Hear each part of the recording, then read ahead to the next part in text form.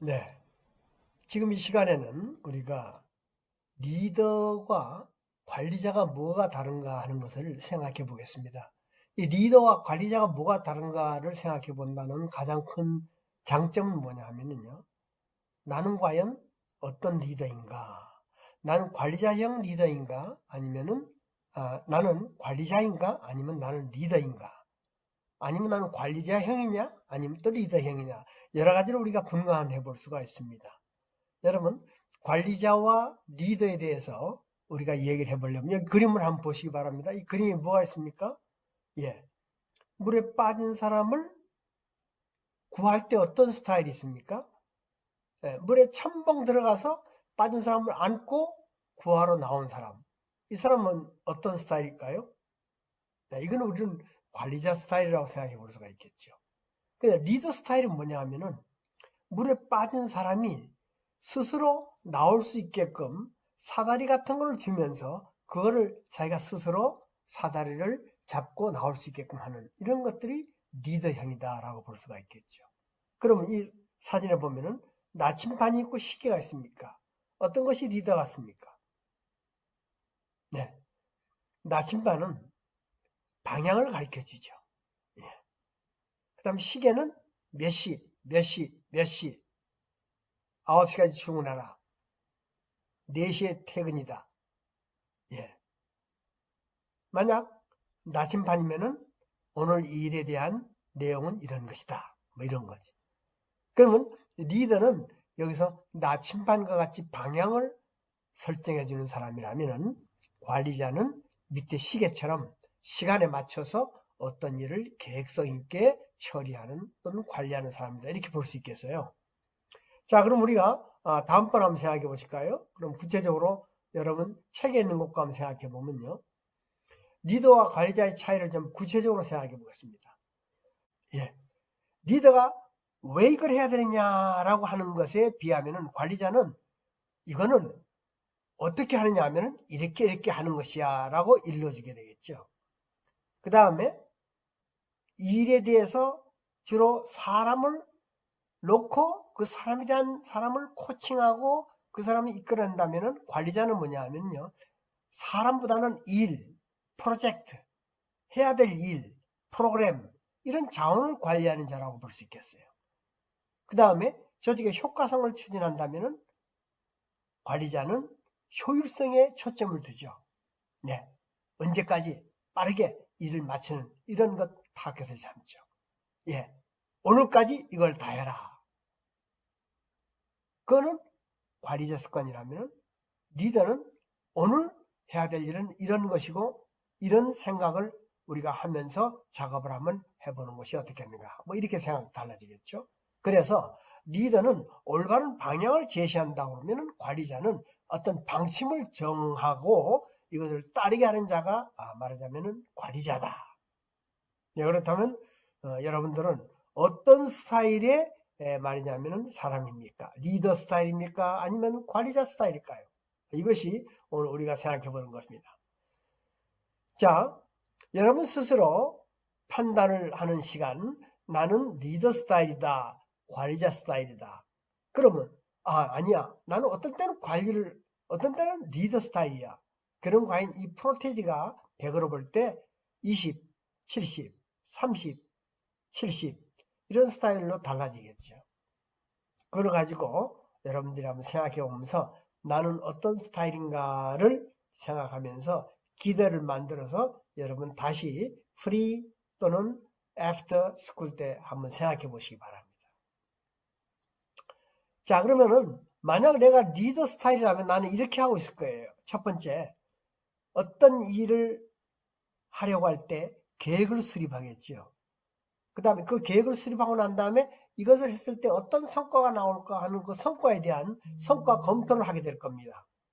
예, 그 다음에 이런 일의 성과를 검토해보고 난 다음에 이거는 누구한테 맡겨야겠다. 이건 누가 하면 참 좋을 것이다 해서 업무를 위임하죠.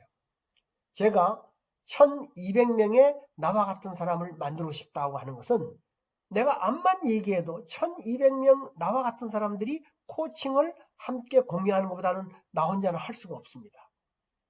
그래서 리더는 업무를 위임하고 그 업무를 위임함과 동시에 그 업무를 행하는 과정 속에서 어떤 일들이 벌어지면 그 문제를 해결할 수 있는 키포인트를 잡아서 문제를 해결할 수 있도록 그렇게 작업을 하겠죠. 그 다음에 대인관계 이전에 그 어떤 일을 하고 난 다음에 평가를 하고 난 다음에 그 평가에서 사람의 문제가 있으면은 뭐 때문에 이런 문제가 나왔을까 하고 그 사람에 대해서 대인관계가 어떤가 하는 문제점을 놓고 해결할 수 있고 그 다음에 스스로 자기가 자신이 잘할 수 있도록 자기 개발을 해 나오는 거죠. 이렇게 하면서 새로운 기술을 습득하고 창의성을 개발하고 그래서 혼자 하는 게 아니고 팀워크를 구축해서 이끌어 나가면서 이 작업을 하게 될 겁니다. 이렇게 되면은 결국 말하는 스타일, 행동하는 스타일 또는 처리하는 스타일이 코칭 스타일로 작업을 하면서 이끌어 나가면은 상당한 리더 성향의 또는 리더다라고 우리는 얘기를 할 수가 있게 될 것입니다. 그러면 이런 리더들은 어떤 스타일의 작업을 했는가 하는 특성을 한번 생각해 보십시다. 리더는 말이죠. 변화의 대처 능력이 있습니다. 지금 2020년의 코로나 위기에 우리는 생각지도 못하는 일이 벌어지고 있습니다. 서울은 9시부터 이제 모든 걸 다 끊습니다. 예전에 마치 통행금지 시간인가 하고 똑같은 거예요. 세상에 이렇게 될 줄은 누가 알았겠습니까? 아무도 몰랐죠. 관리자 스타일의 공장은 계속 하다가 이런 스타일의 문을 다 닫고 다 닫아버리죠. 그러나 리더가 만약 있다면 이럴 때 어떤 스타일로 대처하느냐 하는 것을 아주 창의적으로 발휘해서 작업을 할 것입니다. 오늘 우리가 이렇게 코칭을 줌을 통해서 하는 것도 마찬가지죠. 예전에는 우리가 모여서 했었는데 이제 만날 수 없으니까 줌을 통해서 서로가 작업을 하고 또 저하고 얘기가 끝나면 여러분끼리 또 3명끼리 작업을 하는 그런 과정에 이룰 수 있는 새로운 하나의 대처 능력이 아니겠습니까? 네. 이렇게 하다 보니까 리더가 하는 일과 모습에 대해서는 점점 영향력의 확대가 되어서 영향력의 범위가 크게 미치게 됩니다. 그리고 실질적으로 리더는 스스로 실천하면서 모습을 보여주는 겁니다. 이렇게 돼서 리더가 관리자 입장을 넘어서서 이제는 관리자가 아니고 우리는 리더 입장에 대해서 자녀들도 키우고 또 우리 조직체 내에서 또는 교회 안에서 사회 안에서 직장 안에서 우리가 무엇을 해야 될까 하는 것을 생각해보는 그런 입장이 되어야 될 것입니다. 이 얘기를 우리가 왜 하느냐 하면은요, 이때 시대가 바꿔졌어요. 관리자 스타일의 시대에서 리더 스타일로, 리더 중심으로 바꿔지고, 왕처럼 군림하고 카리스마적인 입장에 있던 사람이 이제는 어떻게 됐냐면은, 이제는 정말로 서번트 리더십, 종처럼 섬기는 입장으로 오지 않으면 아무도 그 사람을 따라가지 않습니다. 그래서 데니엘 골만 같은 사람은 어떤 얘기를 했냐면은, 감성 리더십이라는 말까지 한 것입니다. 이 감성 리더십, 우리가 생각하는 효정 리더십, 이거하고 좀 다르지만 어쨌든 심정적 리더십, 감성에서 우러나온 리더십, 이걸 우리가 네 가지로 볼 수 있는데 자기 인식을 리더는 할 수 있어야 돼요. 내가 무슨 일을 할 때, 어떤 일을 당했을 때, 나는 어떻게 생각하는가. 이래서 self-awareness, 내 스스로를 깨달을 줄 알고 내 스스로를 알아채릴 수 있어야 됩니다. 그 다음에 뭐냐면은 알아채리는 거로 끝나는 게 아니고 내가 이러니까 나를 어떻게 해야겠다는 날 스스로 관리하는 스타일까지도 내가 만들어낼 수 있어야 돼요. 자기 자신의 생긴 일을 알아채리고 그 다음에 자기 자신을 컨트롤할 수 있고 그 다음에 셀프 컨트롤, 셀프 코칭 할 수 있어야 됩니다. 자기 자신에게만 국한하는 것이 아니고 관계 속에 있어서 사회적 능력, social awareness, 내 주변에 일어난 일들을 알아채릴 수 있어야 돼요. 보통 관리 스타일은 자기 목적만 가기 때문에 상황이 상대가 어떻게 했는지 아랑곳하지 않고 자기 스타일만 지켜나갑니다. 지금 시대는 그런 시대는 지나가 버리고 말았습니다. 그래서 social awareness, 주변을 인식했으면 그 주변에 인식한 것을 스스로 컨트롤할 수 있는 그런 기술이 있어야 됩니다. 그래서 네 가지 자기 인식 능력, 자기 관심 능력, 그 다음에 사회적 능력과 사회적 관리 스킬이 있어야 된다. 이런 리더십을 가진 사람을 보고 감성의 리더다라고 이렇게 데니엘 골만은 얘기를 했습니다. 그래서 이제 우리가 이 공부를 하는 이유는 뭐냐 하면은 우리가 일상생활 가운데서 내 스타일의 나 중심적인 스타일에서 바꾸어서 리더 스타일, 그리고 효정, 리더 스타일로 바꿔나가면서 정말로 하늘의 보배처럼, 천보처럼, 천보와 같은, 천보가 되는 그런 리더가 되게 하는 것이 오늘 우리가 이 공부를 하는 그 목적이 되겠습니다. 자, 그러면 리더와 리더십의 차이에 대해서 한번 생각해 보시죠. 자, 다 같이 함께 읽어보시겠습니다. 자, 리더는 뭐냐? 어떤 상황에서 목표 달성을 위해서 개인이 다른 개인 집단의 영향력을 행사하는 자가 리더입니다. 또는 영향력을 행사하는 과정, 이것들이 리더가 하는 일입니다. 리더십은 뭐냐 하면은 집단의 목표나 내부 구조의 유지를 위해서 구성원이 자발적으로 집단 활동에 참여해서 이걸 달성하고자 이끄는 능력, 이끌 수 있는 능력, 이것을 우리는 리더십이라고 얘기할 수가 있겠습니다. 그렇다면은 여러분들은 어떤 사람들입니까? 나 자신 스스로를 생각할 때 self-awareness, 나는 어떤 사람입니까? 내가 살고 있는 가정은, 이 가정에서 나의 역할과 나의 모습은 어떤 모습으로 나타납니까? 또는 가정을 넘어서서 내가 다니는 직장이라든가 내가 다니는 사회 구조 안에서 나는 어떤 모습으로 비춰질 수 있을까요? 그래서 오늘 이 시간에는 리더와 관리자 얘기를 하면서 나는 과연 어떤 자일까 하는 것을 생각해 보는 그런 시간을 우리가 가졌습니다. 그래서 나에 대한 것을 확실히 알 수 있어야 타인에 대한 내용도 알 수 있고 나의 행동과 내 습관을 리더의 습관으로 만들어 나가야 된다고 하는 것을 오늘 이 시간 얘기를 했습니다.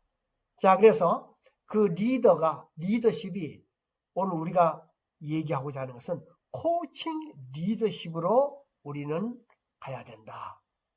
나는 코치가 되어야 된다. 그렇지 않습니까? 여러분, 코치가 되기 위해서 우리가 이 공유를 하고 있지 않습니까? 그래서 코치가 된다는 것은 과연 어떤 것이냐? 코칭 리더십은 무엇이냐?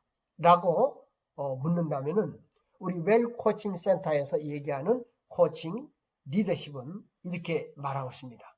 상대에게 명령하거나 지시하지 않고 그가 원하는 일을 잘 할 수 있도록, 그가 원하는 일을 스스로 할 수 있도록 이끌어내는 위함과 사랑의 리더십이다.